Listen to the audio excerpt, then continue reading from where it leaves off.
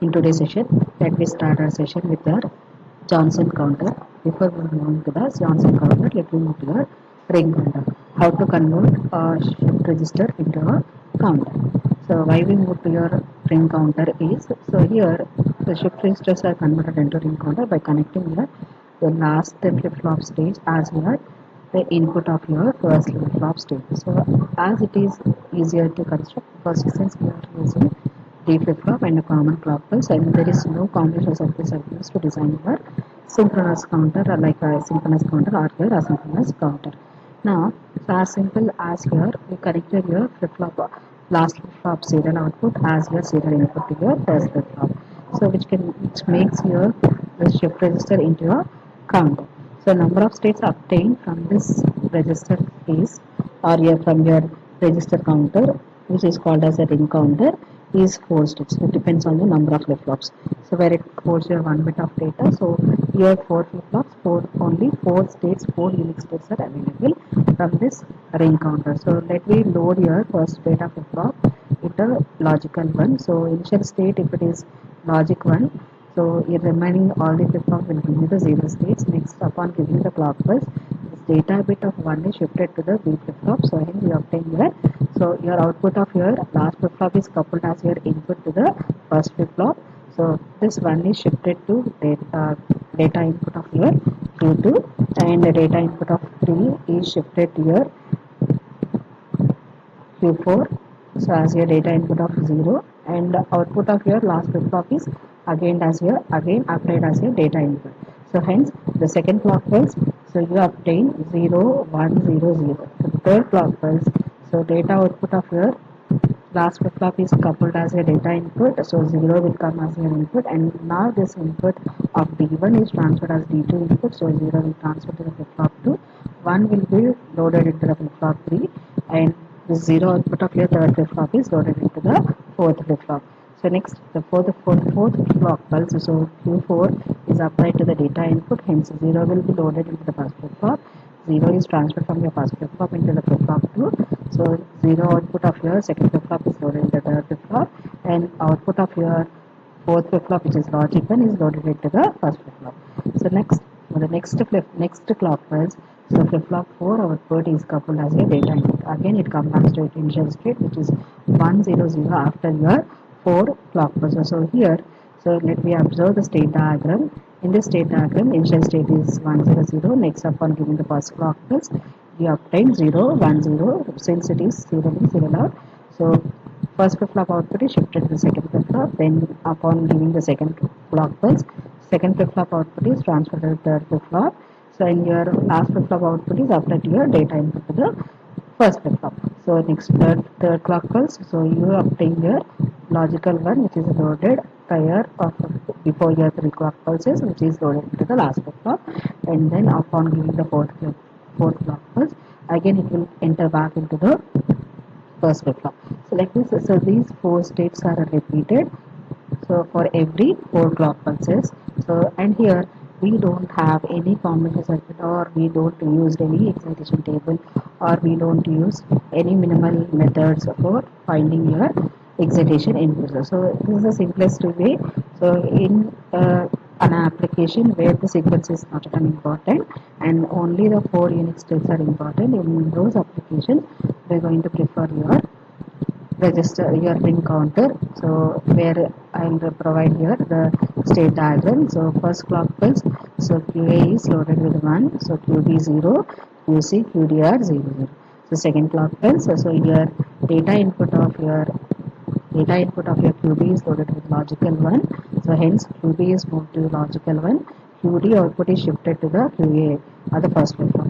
So hence 0 1 0 0. Third clock pulse, so last flip-flop output is applied as your data input on your first flip-flop, QA becomes 0, QB is 0, and QB output is now shifted for the third clock pulse as a data input, so 1 is transferred to the third flip-flop. Next, on your fourth clock pulse, so you obtain the 0 0 1 output, since the last flip-flop will have the logical one, which is transferred from your third flip-flop. Next, fifth clock pulse, again this last flip-flop output has been applied as your input to the fifth flip-flop. Like this. So again we got here initial state, which is 1 0 0 after your 4 clock pulses.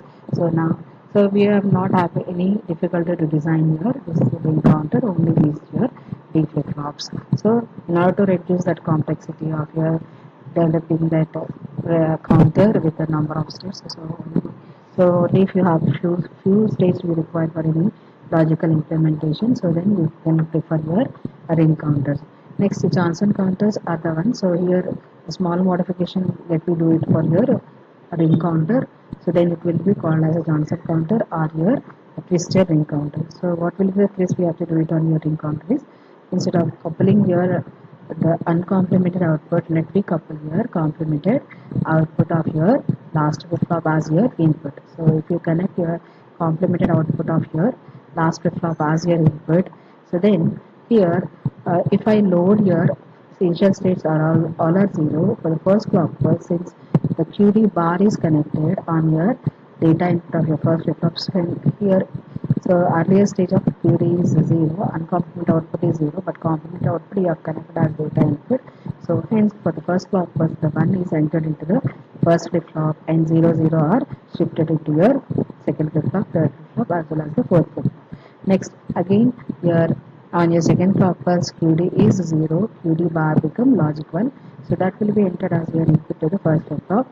First flip flop output is transferred as your input to the second flip flop, or it is shifted to the B flip flop. So like this, so we can obtain the 4 ones on your 4 clock pulses on your on your ring counter, which is a Johnson counter or twisted ring counter. Next, upon loading that 1 1 1, so now when your QD is 1, QD bar becomes 0. Now that 0 is entered into the data flip flop. So now this 0 is shifted towards to the all the 4 flip flops. Then we obtain your all zeros on your 8th clock pulse. So like this, so it can count the unique states which are 8 number of states. So here, so due to a simple connection by just doing that, complemented state is coupled back as your input to the first flip flop. So in your ring counter, we just connected your uncomplemented output as your input. So only we have your 4 states. But when you couple your complemented output last stage as your input, we obtain 2 end stages. So in order to have your more number of states, so we are going to prefer your Johnson counter. In your ring counter only we have your sequence of 0 0 1, 0 0 1 0, 0 1 0 and 1 0 0, and either it is shift register of left shift. So it will have your only 4 states. So in your shift right register, we have your 1 0 0, and then we have your 0 1 0 0, then we have your 0 0 1 0, then we have your 0 0 0 1, and again come back to your 1 0 0. So 8 4 2 1. So this is the down sequence, and so when it is coming to your shift left register, we have your 0 0 1, then 0 1 0 0 1 0, then 0 1 0 0. So in your ring counter, so later that, so we have your 1 0 0 0. So 1 2 4 8. So this is the sequence of up, and this is the sequence of down. So but it won't give at a time, whereas in your Johnson counter, since so you are given pattern, so here, so we obtain 1 0 0 is your 8, so equivalent is 8, 1 1 0 is 12, and 1 1 1 0 is 14. Next, all ones is 15. Next, here we obtain your 7, then we obtain your 3, then we obtain your 1. So how many unique states are there here? 0. So 0 8 12 14 15 17 3 7 3 1.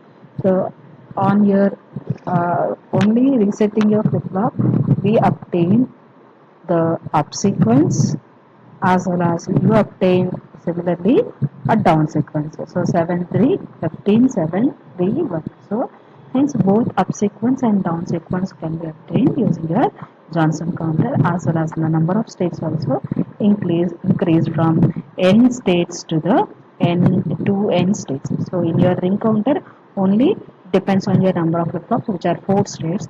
If you have the same number of flip flops, since of a small modification of complemented output is fed back as your input to the first flip flop, you obtain 2 into 4, which is equal to 8 states.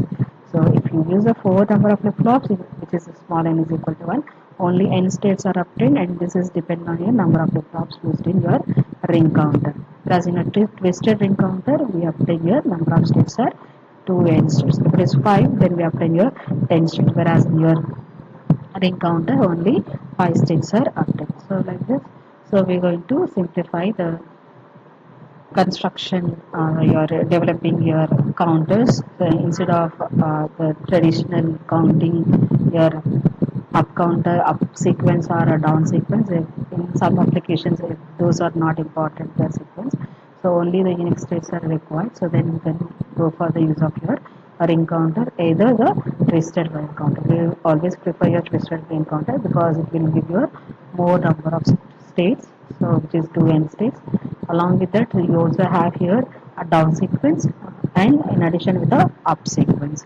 So this is the way how to design your down your transfer counter or your ring counter.